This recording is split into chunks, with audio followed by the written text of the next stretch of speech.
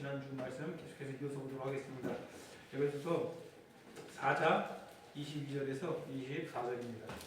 성경 315페이지 에베소서 4장 22절에서 24절입니다. 제가 한 절 여러분들이 한 절 같이 읽도록 하겠습니다. 너희는 유혹의 욕심을 따라 썩어져가는 구습을 따르는 옛사람을 벗어버리고 오직 너희의 신령이 새롭게 되어 같이요 하나님을 따라 의와 진리의 거룩함으로 지으심을 받은 새 사람을 입으라. 우리는 옛사람을 벗어야 합니다. 그렇죠? 어떻게 한 주간 옛사람을 좀 많이 좀 벗었습니까? 옛사람을 좀 많이 벗었습니까? 옛사람을 벗어야 되죠. 이것은 저절로 되는 것이 절대 아니에요. 내가 무슨 앉아서 걷다니면서 옛사람을 벗게 해주십시오 주님. 저는 연약합니다. 아무것도 안 하면서 그냥 기도만 한다고 저절로 되는 것이 아니라는 것이죠. 기도는 해야 되겠지만 기도하면서 내가 실제로 벗어내는 행동을 해야 된다는 것 제가 아주 강조를 했습니다. 그리고 성경이 그것을 강조하고 있습니다. 우리 항상 이것을 인식해야 됩니다. 하나님의 성령이 여러분들 안에 계시다라는 거예요. 여러분들 안에 누가 계신다고요? 하나님의 성령이 계신다라는 것입니다. 하나님의 강력한 능력이 여러분들 안에 계시다라는 거예요. 그 말은 성령이 여러분들 안에 계시다라는 것은 우리는 이 강력한 능력으로 행하고 날마다 일할 수 있습니다. 맞습니까? 날마다 승리할 수 있습니다. 사도행전 2장 8절 우리 다 같이 한번 암송해 볼까요? 시작. 오직 성령이 임하시면 너희가 권능을 받고 뭐라고요? 권능을 받은 성령이 임하셨습니까?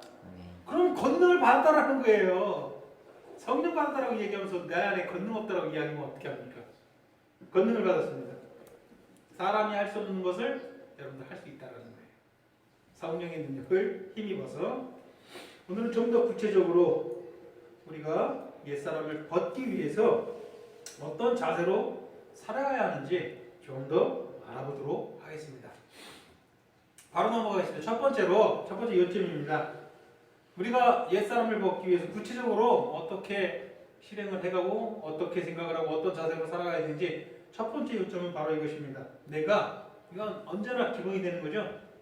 내가 누구인지, 내가 어떤 사람인지 스스로 상기하는 것입니다. 뭐라고요? 굉장히 중요한 거예요. 내가 어떤 사람인지 스스로를 상기하는 것입니다. 내가 누구인지 확인을 하라는 거예요. 내가 누구인지. 여러분들은 모두 설교자입니다. 사실은. 설교자가 뭐 하는 사람이에요? 하나님의 말씀을 선포하는 사람들이죠. 여러분들은 모두가 설교자예요. 바로 자기 자신에게 설교하는 설교자들이라는 거예요. 자기 자신에게 설교하기를 바랍니다. 만일 여러분들이 스스로에게 설교하지 못한다면 여러분들은 참된 그리스도인이 아니에요. 여러분 스스로에게 설교하십시오. 내가 누구인지, 내가 어떤 사람인지 스스로에게 날마다 설교하시길 바랍니다. 나는 이제 새 사람이다.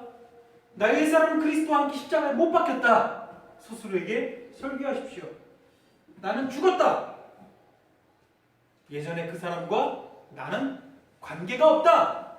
이렇게 설교하시라는 것입니다. 여러분 새 것이 되었습니까? 맞습니다. 이제는 여러분들이 새 것이 되었습니다. 이 말들이 자동적으로 말하여지기를 여러분 기대해서는 안 돼요. 저는 지금 물리적인 것을 이야기하는 거예요. 스스로 말하라는 거예요. 무슨 말이에요? 스스로 말하라는 거예요. 나는 옛사람이 죽었고 새 사람이 되었다. 말을 하라는 거예요. 스스로에게.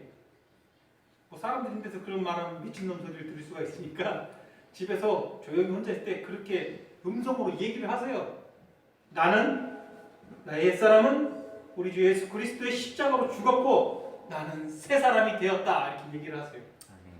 말씀을 하세요. 자꾸 상기를 시키세요. 내가 누구인지.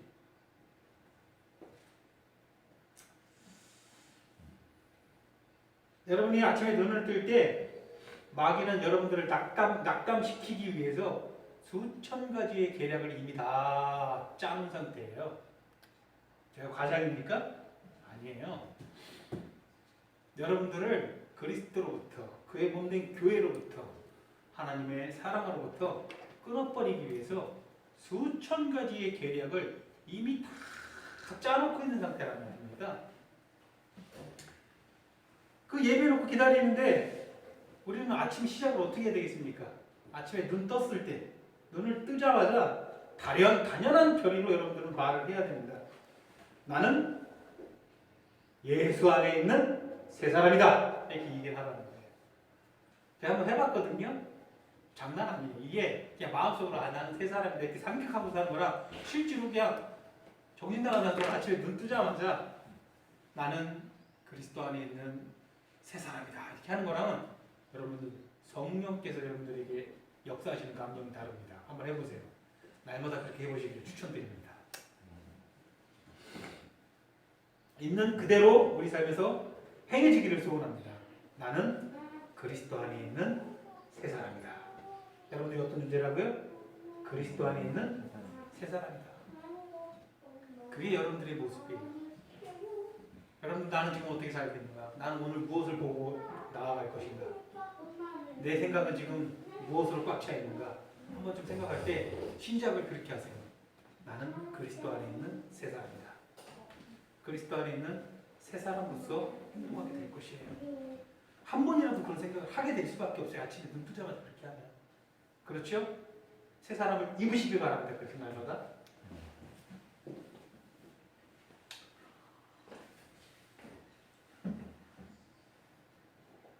여러분 살다 보면 여러분들 침체시킬 만한 여러 가지 문제들이 늘 있습니다. 그렇잖아요. 사람과의 관계 속 그리고 내 일상 속에서 일어나는 모든 일들 속에서 여러분들 넘어뜨리고자 하는 그런 일들이 늘 그런 문제들이 늘상 여러분들에게 있습니다. 그런 문제들을 여러분 앞에 두었을 때 여러분들의 태도는 항상 비슷해요. 서둘러 기도하려고 했어요. 무슨 문제가 있습니까? 그냥 바쁘게 기도하려고 했어요. 기도는 그런 자세로 하는 게 아니에요. 여러분. 기도는 하나님과 관계를 갖는 시간이죠. 내가 지금 뭔가 억눌려가지고 그거 빨리 해결받고 싶어가지고 막 서둘러서 하나님 부르짖고 찾고 그런 것은 아니에요. 근데 우리는 문제들이 앞에 있을 때 서둘러 기도하느라고 애쓴단 말입니다. 그러지 마시고 가장 먼저 그때마다 내가 누구인지 좀 상기를 하십시오. 내가 누구인지. 하나님께 믿음의 기도를 드리기 위해서는요. 내가 누구인지 알아야 돼요. 하나님과 내가 어떤 관계이고 하나님 앞에서 내가 어떤 존재인지 분명하게 인식하지 못하고 그냥 기도하는군요. 천지신명기 기도하는 거랑 다를 바가 없어요. 여러분 어떤 존재입니까? 그리스도 안에 있는 새 사람이요 하나님의 자녀라고 일컬어받는 택함받은 거룩한 백성입니다. 맞습니까? 이사야 41장 6절 보십시오. 뭐라고 되어 있습니까? 내가 땅 끝에서부터 저 끝에서부터 너를 보호할 것이고 결코 싫어서 버리지 아니할 것이고 너를 보존할 것이다. 너를 사랑할 것이다. 하나님의 말씀입니다. 약속입니다. 우리 그런 사람들이에요. 무엇을 못 구하겠습니까? 무엇을? 나를 정말 사랑하고 아끼는 내 부모에게 내가 무엇을 못 구하겠습니까? 그보다도 더 온전한 사람은 나를 사랑하신다고 하나님께서 매일 말씀해 주실 때 그 하나님께 내가 말 못할 게 뭐가 있습니까? 근데 항상 믿지 못하면 무조건 서둘러서 기도 못한단 말입니다.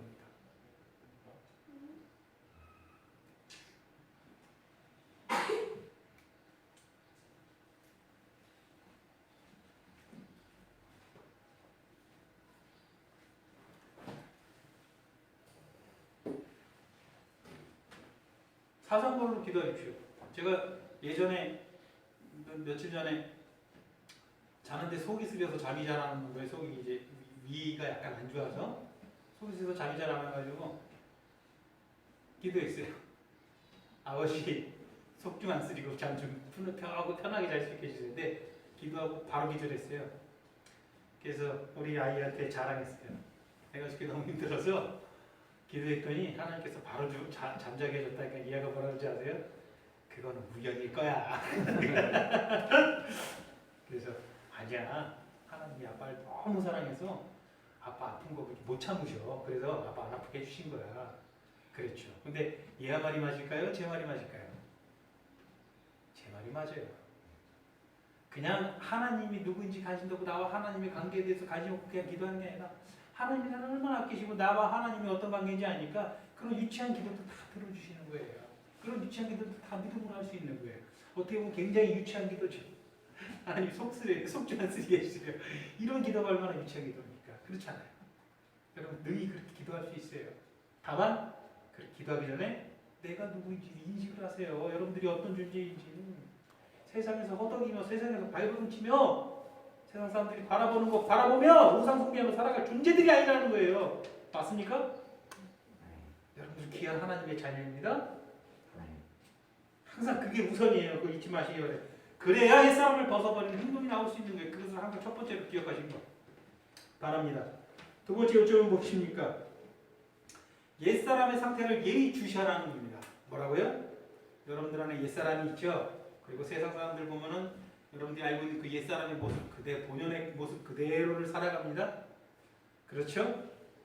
그 어떤 복음의 작용도 없이 그 모습 그대로로 살아가는 내 가족이 있고 세상 사람이 있고 내 직장 동료들이 있고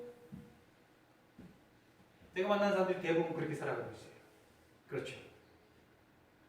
그 옛사람의 상태를 예의주시하라는 거예요. 옛사람의 삶과 본질과 그 성격을 늘 파악하라는 것입니다.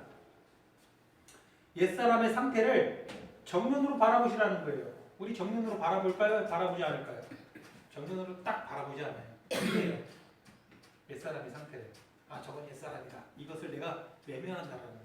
왜? 나도 저렇게 살고 싶어서. 굉장히 이게 중요한 문제거든요. 옛사람을 정면으로 바라보세요. 저건 옛사람이구나.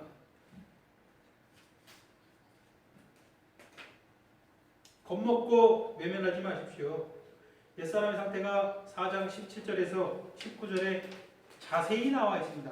합리화시킬 필요도 없고 여러분들이 다르게 생각할 필요도 없고 옛사람은 옛사람 모습 그대로를 바라봐야 돼요. 17절에서 19절 같이 한번 읽을게요. 시작. 그러므로 내가 이것을 말하며 주 안에서 증언하노니 유식거리는 이방인이 그 마음에 허망한 것으로 행함같이 행하지 말라. 그들의 총명이 어두워지고 그들 가운데 있는 무지함과 그들의 마음이 굳어짐으로 말미암아 하나님의 생명에서 떠나 있도다. 그들이 감각 없는 자가 되어 자신을 방탕함과 방임하여 모든 더러운 것을 욕심으로 행하되. 여러분들 자녀 가운데 여러분들 부모가 여러분들 부모 형제들이 믿지 않은 가족들 있죠. 믿지 않지만 내 동생은 내 형은, 내 누나는, 내 오빠는, 내 엄마는, 내 아빠는 선량하고 참 착해. 비록 믿지 않지만 여러분들 다 그렇게 생각하는 거 제가 알고 있어요. 심성이 그래도 고와 착한 사람이야. 속이지 말라는 거 정면으로 마주 보셔야 돼요. 방탕과 방임과 더러운 가운데 있다는 거예요. 맞습니까? 근데 여러분들 그거 살짝 피해요. 그리고 그것을 심지어는 내 삶에도 적용을 시켜요. 성실하고 부지런하고 알뜰하게 남들에게 피해 안 주고 이 동정심을 가지고 불쌍한 마음도 어느 정도 품으면서 이 사회에 이바지하면서 살아가는데 하나님 안 믿는다는 게 뭘 그렇게 저 정도 사람이면 괜찮지. 다만 흠이 있다면 예수 안 믿는 거 그게 문제다. 이 정도밖에 생각을 안 한다는 거예요. 아니에요. 어떤 상태입니까? 방탕과 방임함과 더러움 가운데 있는 상태. 정면으로 바라보세요. 피하지 마세요. 이걸 자꾸 피하니까 복음 전하고자 하는 열정도 안 생기는 거예요. 맞습니까? 나는 내 믿지 않는 가족이 정말 이런 상태에 있다는 것을 늘 인지하고 있다는 손 한번 들어보실까요? 배성 지사님 손 막 움찔움찔하는데 손 한번 들어보세요. 아, 한 분 계신 다행입니다. 인지하시기 바랍니다.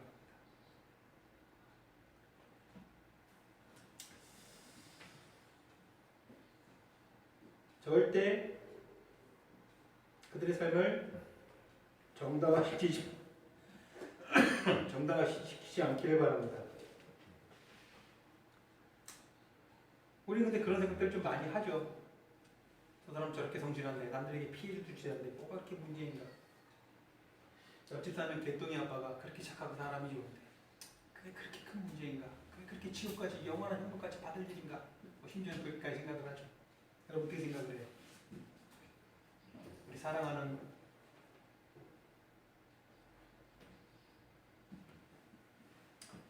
여러분들이 모든 것을 내어준 주님을 죽게 한 그 죄악으로 점철된 상태예요. 여러분 착각하지 마시고 오해하지 마세요. 우리의 희생당하신 어린 양 여전히 그 희생을 비웃는 사람들 중에 하나일 뿐인 거예요. 맞습니까?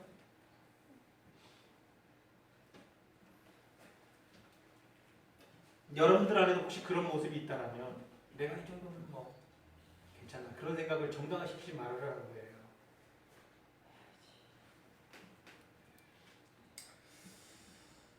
결코 우리는 옛사람의 삶을 있는 그대로 정면으로 마주하려고 하지를 않습니다. 내 삶을 정당화시키기 위함이겠죠. 저 사람 저렇게 성실히 해서 저렇게 저 정도 위치까지 올라가고 대단한 사람이야. 정말 남들 배려도 잘하고 인성도 좋고 나도 저와 같이 살고자 하는 정당화를 시키는 거예요. 그렇게 사는 것이 부럽습니까? 예수 믿지 않고 그렇게 남들에게 칭송받으며 사는 게 부럽습니까? 그럼 우리가 해야 될 일은 아닙니다. 여러분들 그리스도 안에 새 사람입니다. 본인이 누구인지 늘 기억하시기 바랍니다. 아멘.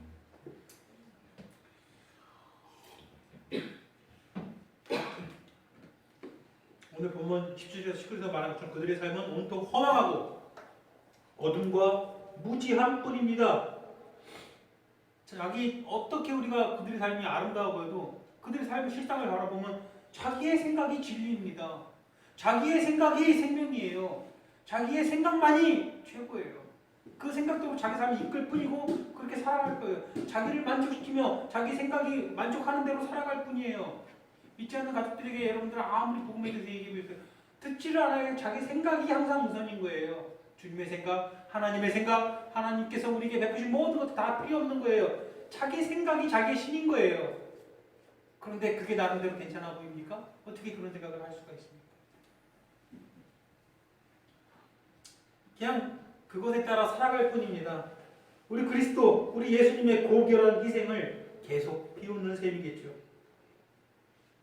그들의 마음은 죄로 너무나도 얼룩져 있어서 굳어질 대로 굳어져 있습니다. 죄를 먹고 죄를 마시며 자신의 욕구를 채우는 삶, 그것이 옛사람의 본질입니다. 그게 17절에서 19절 사이에 묘사한 그 내용 그대로 아니겠습니까? 그것이 있는 사실 그대로입니다. 옛사람은 이런 지경에 빠져 있는 것입니다. 그 옛사람을 정면으로 바라보십시오. 살짝 피하지 마세요. 아시겠습니까? 절대 피하지 마세요. 있는 그대로 받아들이셔야죠. 내가 사랑하는 내 가족은 내 가족이고 하나님께서 우리를 핏줄이라는 걸로 부르셔가지고 아무리 믿지 않아도 내 가족만큼 내가 정말 사랑할 수밖에 없잖아요. 그렇잖아요. 내가 사랑하는 것은 사랑하는 것이고 그들의 현실은 현실이고 현재 상태는 상태인 거예요. 그것을 제발 좀 분별을 좀 하시기를 바랍니다.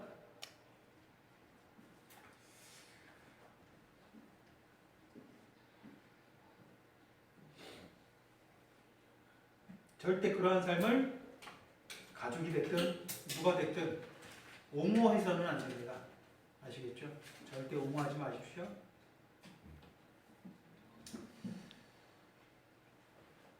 사람들은 자신의 썩어져 있는 생각을 그것만을 유일한 가치 있는 것으로 여깁니다. 사실은 아무리 형편없는 사람이요 자기 생각이 자기 생각대로 사는 거예요. 연쇄살인범도요 사람을 죽이고자 하는 자기 생각이 우선이 그러니까 그것대로 사는 거예요. 그것이 항상 우선인 거예요. 그 안인득이라는 사람 제가 기억이 나요. 저랑 동갑이라서 안인득이라는 여러분 기억하라고 하면 아파트에 불 지르놓고 나오는 사람은 막 그 여자와 노약자들 위주로 젊은 남자가 나오면 그냥 가만히 있다가 칼 들고 되게 아파트에 불 지르놓고 아파트 입구에서 나오는 사람들 죽이는데 무작위로 죽이는데 그 여자들과 어린아이들만 죽였다면서요. 노인들만 그죠? 그리고 젊은 남자들이 오면 가만히 칼 숨기고 있다가 있고 그 사람들 대피하면 다음 나오는 사람 노인이면 죽이고 여자면 죽이고 이렇게 해서 6명인가 죽였죠. 그 사람도 그렇게 왜 행동을 했겠어요? 자기 생각이 옳다라고 생각했는데 그리고 나서 인터뷰하잖아요. 나는 억울하다고 이 진주시가 아주 썩어 있다고 그러면서 막 그리고 자기 생각 끝까지 옳다 그러잖아요. 자기 생각이 옳은 거예요. 그게 가치가 있는 삶일까요? 가치가 없는 삶입니다. 허망한 것뿐이에요. 결국은 이렇게 살아갈 수는 없어요. 특히 내 사랑하는 가족이 이렇게 살아갈 수는 없어요. 저들이 100억이 있으면 뭐하고 1000억이 있으면 뭐합니까? 믿지 않은 여러분들 가족이 1000억이 있으면 뭐하고 100억이 있으면 뭐합니까? 세상을 다 가지면 뭐합니까? 그게 의미가 있습니까? 모든 더러운 것들을 욕심으로 행할 뿐인데 그게 무슨 의미가 있습니까? 이 현실을 외면하지 말라는 겁니다. 똑바로 정면으로 대면하여 보라는 겁니다. 착각하지 마시고 옛 사람의 본성을 있는 그대로 보라는 겁니다. 그게 여러분들이 옛 사람을 벗어버리는 가장 핵심 요소들 중에 하나예요. 옛 사람을 벗어버리기 바랍니다. 그러기 위해서는 첫 번째, 여러분 누구인지 잊지 마셔야 되고, 두 번째, 옛 사람이 무엇인지 있는 그대로 바라보셔야 돼요. 저는 더러는 대형교회에서 사람들에게 칭송을 받는 어떤 집사가, 어떤 장로가, 어떤 이가 어떤 하는 선행과 그가 어떤 사회적으로 이런 업적들로 막 칭송을 받고 이럴 때, 와, 이 시대 교회는 옛사람을 벗어버리고자 노력하는 게 아니라 오히려 옛사람을 자랑하고 있구나. 그렇죠. 예전에 시민교 시절 우리가 경험해봤어요. 어떤 이가 서울대 학교에 있을 때 일어서라고 그러고 온 성도들이 박수를 쳐줬어요. 여러분 서울대 간 게 하나님 앞에서 하나님의 교회에서 집회 시간에 박수 받을 일입니까? 한번 우리가 축하는 해줄 수 있겠죠, 개인적으로. 우리 그걸 칭송하고 있다는 거예요. 어쩌면 옛사람의 본성이 가득해서 서울대에 합격한 걸 수도 있고, 물론 아닐 수도 있겠지만. 세 번째 요점은 무엇이겠습니까? 나는 안 된다, 나는 못하겠다 답을 내리지 마시라는 겁니다. 이게 굉장히 위험한 거예요. 혹시 여러분들 중에 패배감에 사로잡힌 사람 있습니까? 아, 나는 옛사람을 도저히 못 뽑겠다. 이것은 나에게 너무 어려운 일이다. 여러분 이것이 단번에 되는 일일까요? 천천히 되는 일일까요? 옛사람을 벗는 일이? 평생에 걸쳐서 천천히 이루어지는 일이에요. 옛사람이 벗는 삶을 여러분들 살아가는 거예요. 단번에 다 벗으라는 게 아니에요.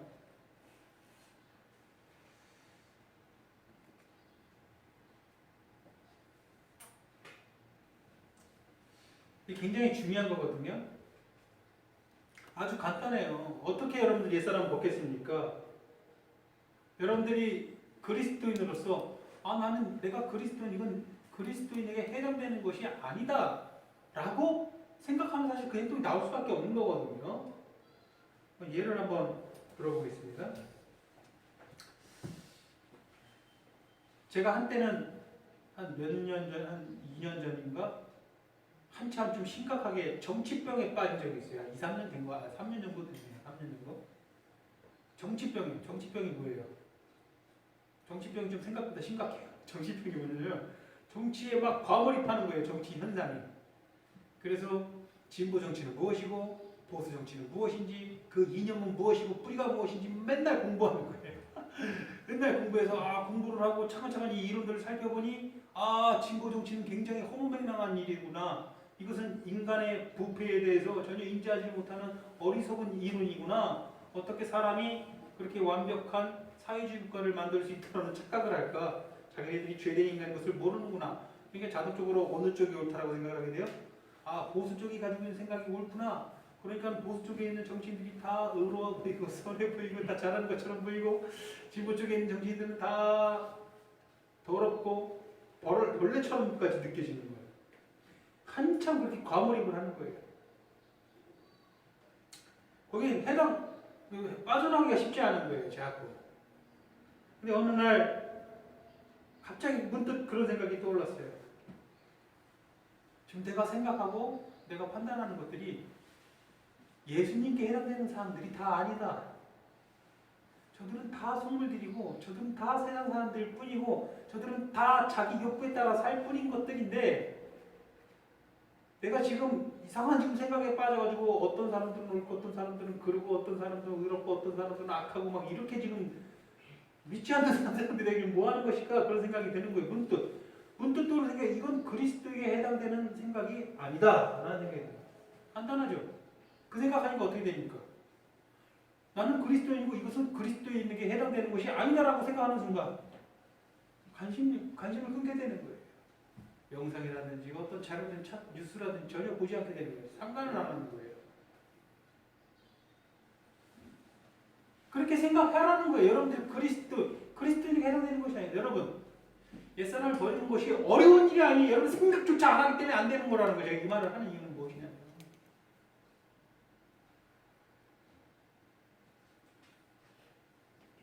저는요 지나가면서 차에서 운전 지나가면서 창문을 탁 내면서 욕설하고 막 가는 사람은 어쩔 수 없어요. 욕설하고 하는데 어떻게 할 거예요. 그런 거는 그냥 참아요. 근데 한 번도 태어나서 참지 않은 일이 있어요. 차를 막아서고 앞에 딱 서가지고 대놓고 딱 정지한 상태에서 문을 열고 욕을 하면요 저는 그 사람에게 항상 2배, 3배의 보복을 해야 직성이 풀리는 사람이에요. 근데 얼마 전에 냉면을 먹으러 갔다가 주차를 하는데 앞에다가 지나가는데 굉장히 자리가 넓어서 제가 볼 때는 버스도 지나갈 텐데 자리가 좁다고 저보고 뒤로 후진을 더 하라는 거에서 지나가시라고 그러니까 갑자기 내리더니 되게 젊어요. 한 20대로 보였어요. 문 열더니 상욕을 하는 거예요. 창문을 열고 내리더니. 그래서 순간적으로 마음속에 내려가서 저걸 끄잡아 내가지고 확 패대기를 쳐야 되겠다라는 생각이 들었는데 옆에 누가 있었냐면 얘가 있었다는 거예요. 아 이건 아빠로서 해야 할 행동이 아니다. 그렇게 하는 거예요. 그냥 참았어요. 그냥 보냈어요. 난생 처음이었어요. 그걸 참아낸 것은. 근데 왜 참았어요? 아빠로서 해야 할 행동이 아니었으니까. 아이가 보는 앞에서. 마찬가지예요. 나는 그리스도인으로서 내가 해서는 안 될 행동들을 분명히 내가 한 번쯤 생각한다면 안 하게 돼요. 아무리 하고 싶어도. 그래서 조절 불가능한 게 아니에요. 내가 나에게 불가능한 게 아니라 내가 생각을 안 하는 거예요. 옛사람을 보는 일이 나에게 불가능한 일이야. 나한테 너무 어려운 일이다. 왜 그런 생각을 하십니까? 왜? 그런 생각 하지 마시라는 거예요. 내가 안 하는 것 뿐이에요. 하면 돼요. 성령이 함께 하십니다. 정말로.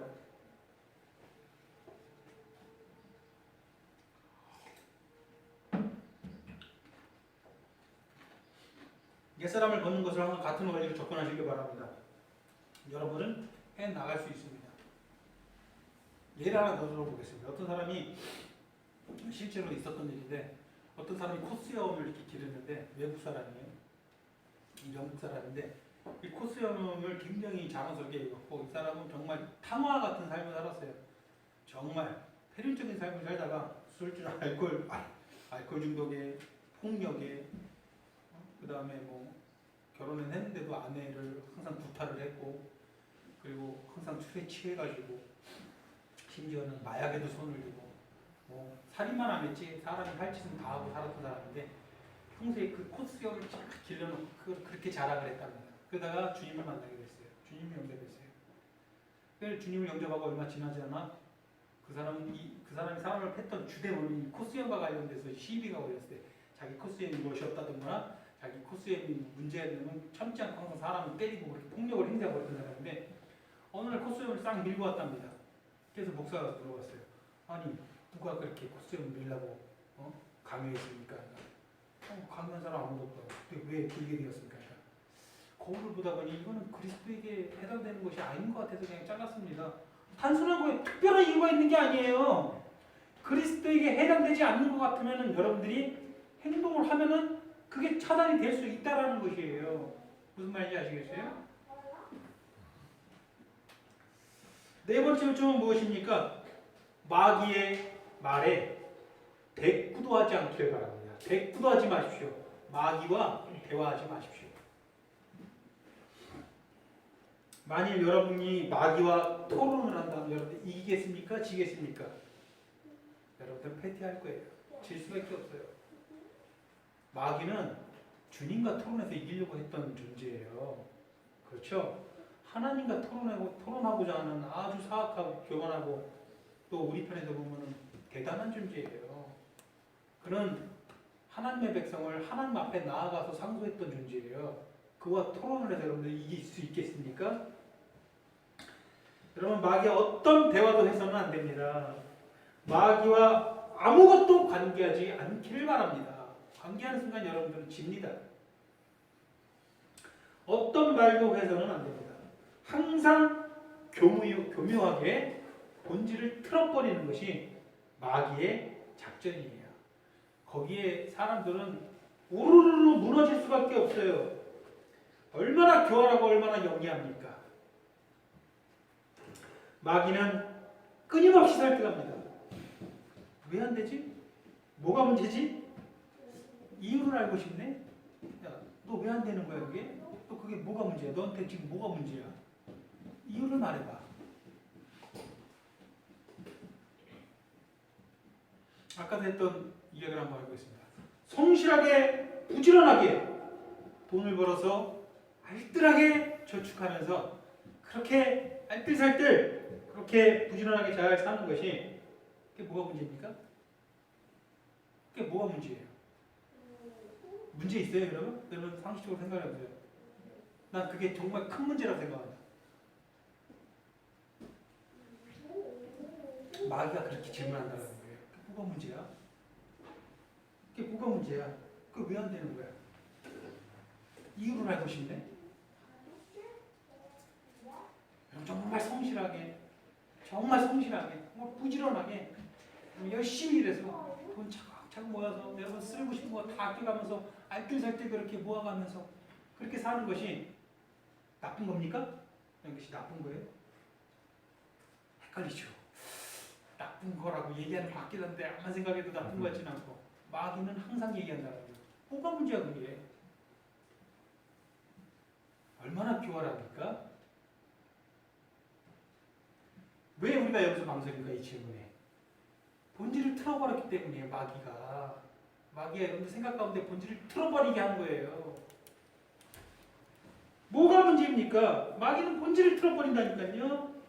돈을 향한 우리의 집착과 충성과 의존이 그만큼 위험하기 때문에 우리가 성실을 내서 돈을 벌고 부지런하게 알뜰하게 하는 그 과정 속에서 우리가 큰 위험에 빠질 수 있다는 것을 경계하는 것이 성경 말씀 아니겠습니까?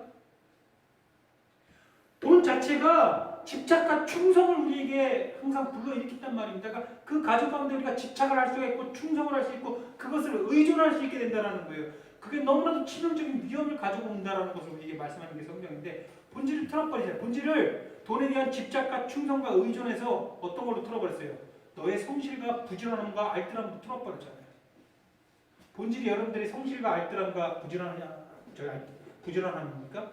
그게 본질이라 성경이 말하고 있잖아요. 성경이 계속 재물을 경계하는 것은 그거에 대한 집착과 충성과 그걸로 인한 마음이 하나님께서 그걸로 옮겨가는 그 모든 것들이 너무 위험하다는 것을 성경을 이야기하고 경계하는 거잖아요. 근데 마귀는 그것을 언급하는 게 아니에요. 마귀는 뭐가 문제지? 하면서 여러분들의 성실과 부지런함과 알뜰함을 이야기하는 거예요. 그러니까 마귀의 대화에 응답하지 마세요. 성경이 말하는 대로 하나님께서 말씀하신 대로 살아가면 되는 거예요. 그러시겠습니까?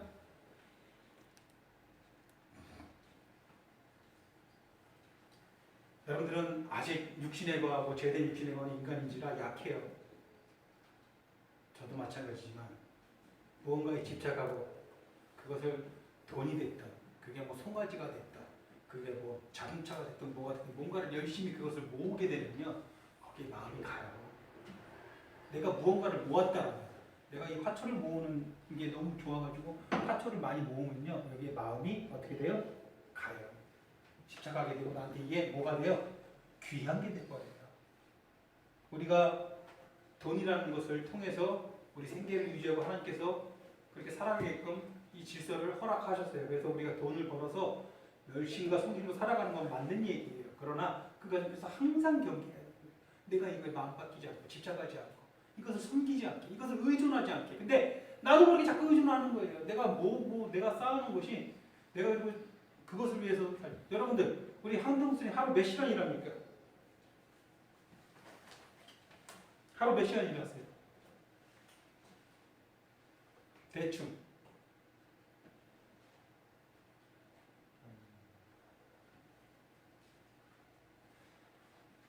10시간 이상 일 합니까 혹시? 하루 몇 시간 주무십니까? 한 7, 8시간 주무십니까? 그 정도 못 주무십니까? 6시간. 10시간 이상 일하고 6시간 자고 10시간 이상 일한다. 거의 자기 시간이 없겠죠. 그러면 눈 떠 있는 모든 시간은 다 일하는 시간이라고 봐도 무방할 정도죠. 밥 먹는 시간 빼고 하죠. 왜 일합니까? 하나님 나라 영광을 위해서 일합니까? 아니면 돈 벌기 위해서 일합니까? 아니면 이 일이 너무 사랑스럽고 좋아서 일합니까? 2번이 제일 크죠. 돈을 벌어야 되니까. 내 모든 시간을 투자하면서 날마다 그렇게 살아가는데 집착이 안 되겠습니까, 여러분? 여러분들 인간인데 마음이 안 가겠어요, 돈이라는 것에? 내 모든 시간을 날마다 불태우면서 살아가는데 여기에 대해서 교만하게 나는 돈에 집착하지 않아요. 이런 사람이 얼마나 위험한 사람입니까? 자꾸 돈 얘기하는 이유가 그거예요. 그게 위험한 거죠. 여러분들이 성실한 게 문제가 아니에요. 여러분이 부지런한 게 문제가 아니라 여러분이 알뜰살뜰한 게 문제가 아닙니다. 좋아요. 검소한 거 좋고 다 좋은 거예요. 근데 집착하는 게 문제예요. 성경은 그것을 말하는 거죠. 근데 마귀는 어떻게 합니까? 항상 뭐가 문제야? 너 그동안 잘 살아왔잖아. 이렇게 성실하게 살았는데 왜 너를 정죄해? 왜 교회에 있는 전도사는 자꾸 성실하게 돈 벌고 있는 너를 갖다가 뭐라 그래? 돈 벌고 있는 것 갖다가 뭐라 그러는 게 말씀이 아니죠. 그렇죠. 거기에 집착하는 것 때문에 경계하는 게 말씀이죠. 이해가 되시죠? 마귀와 대화하지 마십시오. 옛사람을 벗어버리기 위해서는. 마귀는 항상 교묘하게 여러분들에게 다가와서 하나님께서 말씀하시고자 하는 본질을 항상 틀어버립니다.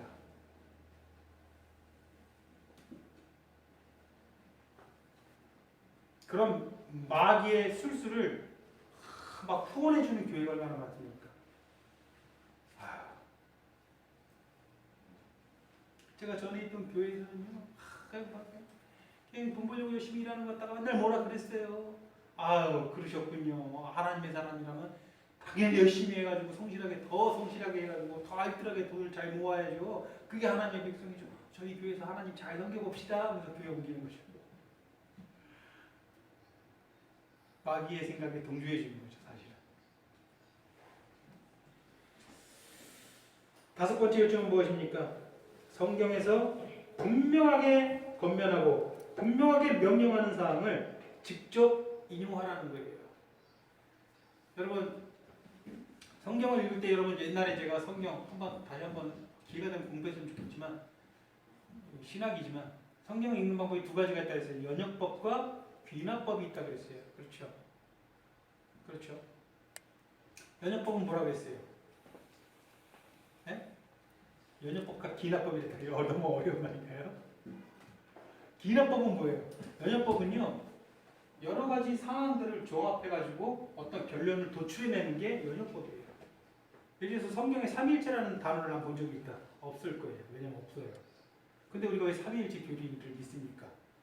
성부와 성자와 성령과 세 분 하나님이 하나이고 세 분 하나님이 세상을 창조하시고 또 각각 역사하시고 사역했던 모든 내용들이 성경에 다 있으니까 이것을 종합해 봤을 때 삼위일체 교리는 너무나도 분명한 진리다 라는 것이 나온 거예요. 그게 연역법이에요. 근데 다른 법이 있어요. 귀납법이에요. 귀납법은 뭐예요?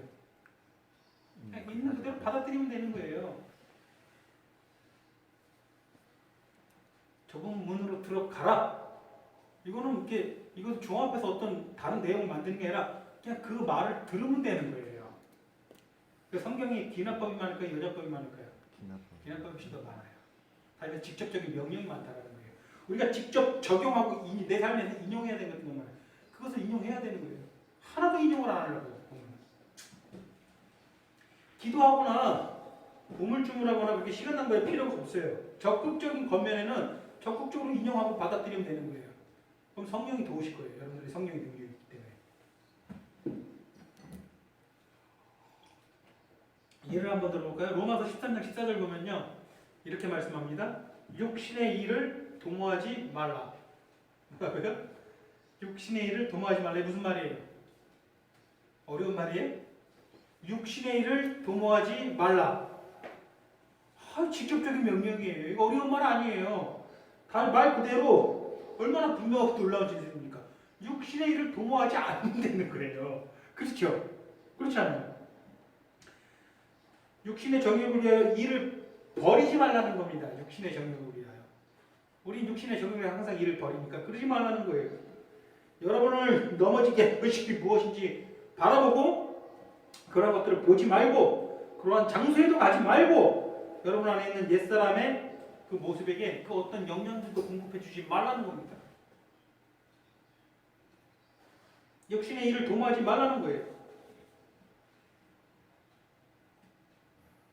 육신의 일을 도모하게 하는 사람이 있다면 그 사람도 만나지 말라는 거예요. 도모하지 말라는, 도대체 도모하지 말라는 거예요. 옛사람을 끄잡아내는 장소에 있으면 그 장소 가지 마세요. 옛사람을 끄잡아내는 것들이 내 눈앞에 보이면 그것을 보지 마세요. 옛사람을 끄잡아내는 뭐가 만질 게 있으면 만지지 마세요. 옛사람을 끄잡아내게 날 자극시키는 사람이 있으면 그 사람 만지지 마세요. 만나지 말라는 거예요.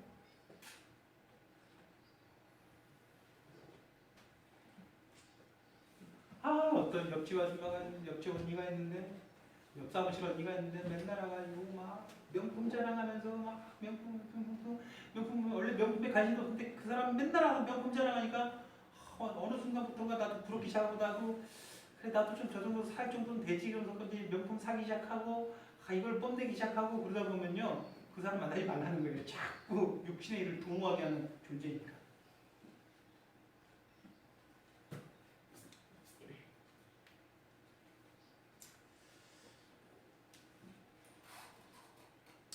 여러분 눈이 가는 곳에는요 반드시 여러분들 마음도 따라가게 될 것입니다. 그렇죠. 남들이 가진 무엇인가가 내 눈에 들어오는 순간, 남들이 누리는 무엇인가가 내 눈에 들어오는 순간, 든든하고 안락해 보이는 무엇인가가 내 눈에 들어오는 순간, 즐거워 보이는, 행복해 보이는 무엇인가가 내 눈에 들어오는 순간, 당연히 마음도 그것을 따라갑니다. 자기 집 사는 게 좋습니까? 자기 집 없이 그냥 월세방 전전하고 사는 게 좋습니까? 되게 어려운 질문인가요? 자기 집 있는 게 당연히 좋죠. 왜 자기 집 있는 게 좋아요? 우리는 왜 자기 집을 선호해요? 그렇게 살아가는 사람들이 더 낫게 살아가는 것이 눈에 보이니까. 자기 집 가는 게 나쁜 게 아니라 거기에 집착하게 되면 한원 집착을 계신다면 그것이 여러분들 영혼에 분명히 해롭다라는 거예요. 성경이 말하는 건 항상 그거예요. 월세 살든 자기 집 살든 하나님이 허락해 주시는 범위 안에서 자꾸 거기에 집착하지 말라는 거예요. 우리의 세상 사람들의 기준은 그거예요. 자기 집 사느냐 월세 사느냐 어떤 게 더 행복하느냐. 근데 성경의 기준은 달라요. 자기 집 살든 월세 살든 그리스도와 함께 있으면 그것이 하는구나. 근데 그런 인식이 없는 거예요. 그냥 자기 집 가지고 싶은 거예요. 눈이 거기에 가 있으니까 집착도 되는 거죠. 그래야 내가 행복할 것만 같은 거예요. 초막이나 궁궐이나 내 주 예수 모신 곳이 같이 할까요? 그 어디나 하늘나라 여러분 있는 그것이 무엇이든 하늘나라라고 그것을 누리기를 소망합니다.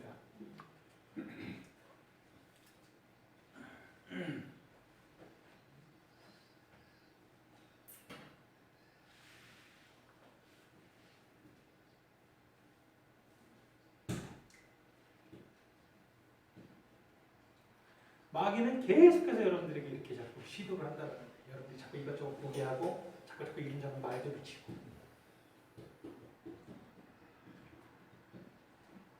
욥은 말했습니다. 욥기 4장 25절에 내가 내 눈과 언약을 세웠나니 어떤 상황에서 말하냐면 친구들이 계속 비난하는 거예요. 네 지금 받는 고난이 네가 다 죄가 떡져 있기 때문에 네가 이런 고난 받는 거다. 그러니까 욥이 오늘 내가 지금 고난 받는 것이 내 죄 때문은 아니다. 하나님께서 나를 아신다. 내가 살면서 내 눈과 언약을 세운 삶을 살았다. 내가 내 눈을 통제했다라는 거예요. 여러분들도 여러분들의 눈과 언약을 맺으시기 바랍니다. 쓸데없는 거 보지 마시라는 겁니다. 그리스도 안에서 똑바로 앞만을 바라보고 하늘나라 바라보고 저 천성 바라보고 거기에서 벗어나지 못하게 하십시오. 이것이 바로 성경의 가르침입니다. 이제 마지막 요점입니다. 마지막 요점은 무엇입니까? 육신의 일을 도모하지 말아야 될 뿐만 아니라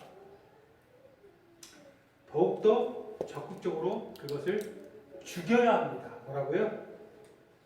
거기서 적극적으로 그거를 죽여야 된다는 거예요. 로마서 8장 13절에 뭐라고 합니까? 너희가 육신대로 살면 반드시 죽을 것이로되 영으로서 몸의 행실을 죽이면 살리니. 영으로서 몸의 행실을 죽이면 살리니. 죽이라는 거예요. 뭘 죽이라는 거예요? 육신의 일을 죽이라는 거예요. 옛사람을 죽이라는 거예요. 좀 가격한 표현이죠. 이 가격한 표현이 성경에 자주 나오죠.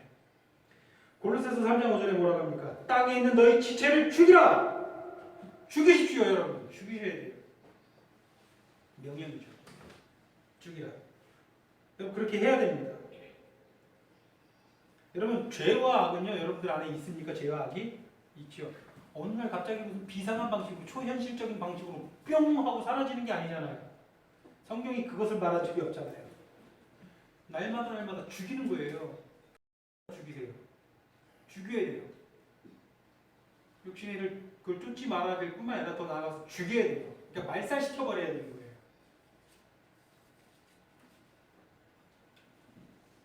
그것을 죽이는 일이 우리의 일상이 되기를 소원합니다. 일상이 되기를 소원합니다.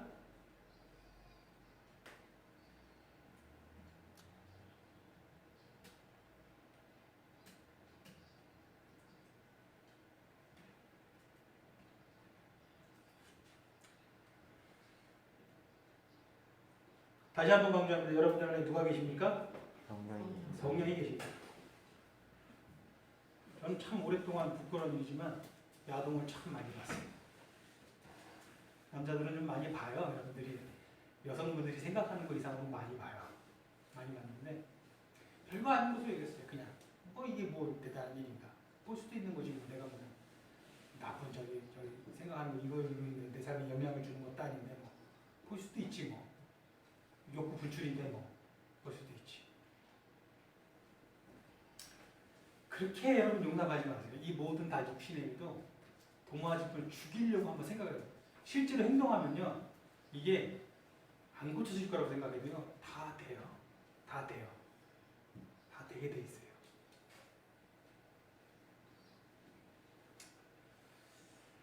우리는 성령을 모시고 있습니다. 그분이 우리 안에서 탄식하고 계십니다. 믿으십니까? 우리가 하려고 할 때 능히 능력을 주십니다. 다만 우리가 하려고 안 할 때 탄식하고 계시는 거예요. 성령을 탄식하게 하지 마십시오.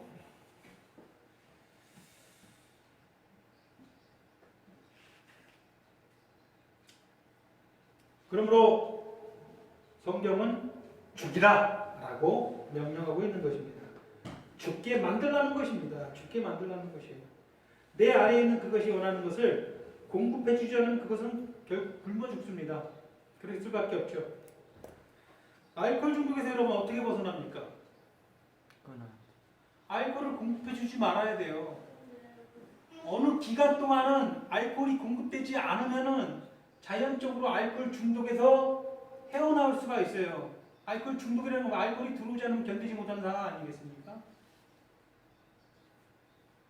근데 그 기간을 못 참고 또 알코올을 투입하면은 중독에서 벗어납니까? 못 벗어나죠? 알코올을 공급해 주지 않아야지 알코올 중독에서 헤어나올 수 있어요. 여러분들이 어떤 특정 죄와 어떤 죄된 본성과 어떤 옛사람에 중독되어 있다면 그것이 원하는 것을 공급해 주지를 말아야 돼요. 여러분들이 애를 써서. 알코올 중독에서 알코올 공급 안 하는 것이 얼마나 어려운 일입니까? 일상생활에서 하는 것 중에 사람들이 가장 힘든 게 무엇입니까? 제일 중독성이 강한 게 마약보다 더 강하다고 그러죠. 흡연이다 그래요. 흡연. 흡연의 문제는요 아주 심각해요. 이 중독성이 실제로 중독 자체만 따지면 마약보다 더하다고 하잖아요. 어떻게 우리가 이 흡연 중독에서 빠져나올 수 있습니까? 흡연을 안 해야 되는 거예요. 공급해 주지 말아야 되는 거예요. 기간이 지나면 거기서 헤어나올 수 있어요. 근데 머리로만 생각하고 내가 술을 마시지 말아야 되겠다. 내가 흡연을 하지 말아야 되겠다. 머리로만 계속 생각하고 실행을 안 하면 그게 그 중독에서 헤어나올 수 있습니까? 영원히 못 헤어나오는 거예요. 자꾸 생각하고 자꾸 시도하다 보면은 그게 된다는 것이죠. 이런 육체적인 중독 하나 극복하기가 이렇게 어려운데 옛사람 그렇게 벗어버리고 죽이는 일은 얼마나 더 힘든 일이겠습니까? 여러분들이 애를 써야 된다는 거예요. 사도 바울이 뭐라고 얘기합니까? 내가 내 몸을 쳐가지고 복종케 한다. 자기 몸을 쳤다라는 거예요. 그런 노력이 있으시길 바랍니다.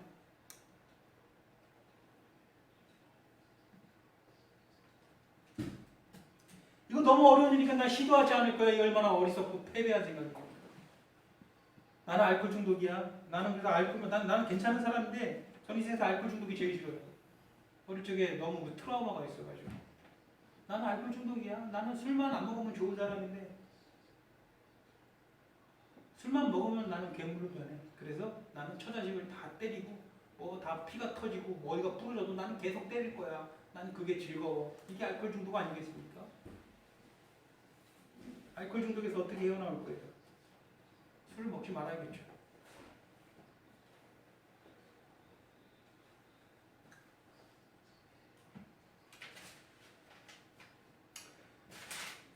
고린도전서 9장 26절 27절의 사도 바울의 고백을 제가 읽어드리겠습니다. 그러므로 내가 다름질하기를 향방 없는 것 같이 아니하고 싸우기를 허공을 치는 것 같이 아니하며 내가 내 몸을 쳐서 옥종케 함은 내가 남에게 전파한 후에 자기가 오히려 버림이 될까 두려움이 되리라. 자기가 구원해서 버림받을까 두려웠다라는 거예요. 그 정도로 자기 몸을 쳤다라는 거예요. 이 대사도 바울도. 여러분, 내가 내 몸을 쳤다라는 말이 무슨 말입니까? 쳐서 넘어뜨렸다라는 거예요. 때려 잡았다라는 거예요. 권투 선수가 이게 무슨 단어냐면요. 권투 선수가 싸우다가 한 사람이 딱 펀치에 맞고서는 완전히 그로기가 돼가지고 기절하는데 그거를 말하는군요. 쳐서 넘어뜨렸다. 그 단어예요. 여러분들 그렇게 만들라는 거예요.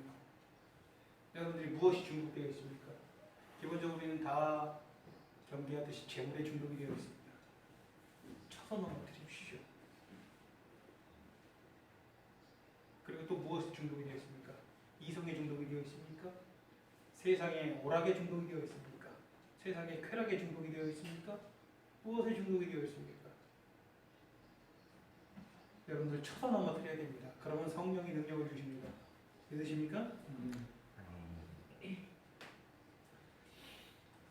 사도는 바울은 두렵고 떨렸습니다. 자신의 삶이 방향을 잃고 허무한 것이 될까봐 두렵습니다. 그렇게 살았는데도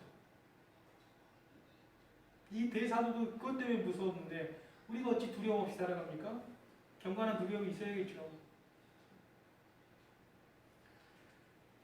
이렇게 자신의 목숨을 불태우고 평생 스스로 고자된 자로 가정도 꾸리지 못하고 매 맞고 헐벗고 맞다가 죽을 뻔한 것이 몇 번입니까?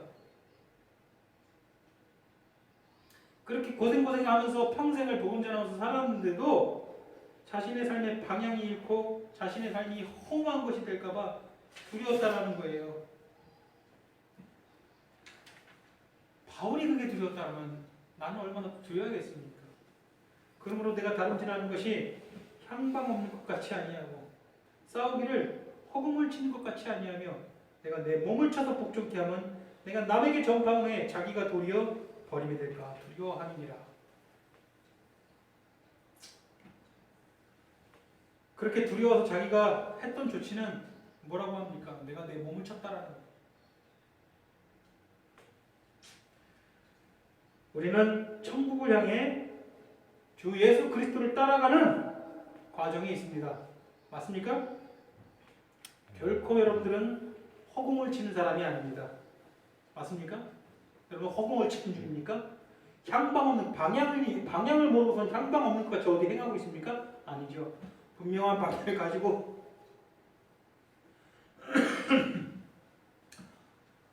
허공을 치는 것이 아닙니다. 그렇기 때문에 여러분 더더욱 고백하십시오. 나는 따라 시작. 나는 내 몸을 쳐서 내 몸을 쳐서 복종케 한다. 복종케 한다. 이루어 주시기를 소원합니다. 아멘. 기도하시겠습니다.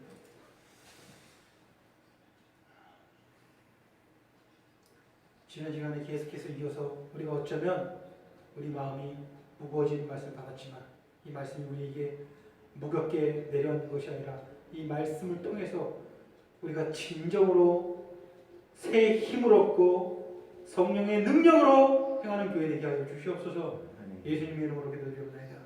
아멘.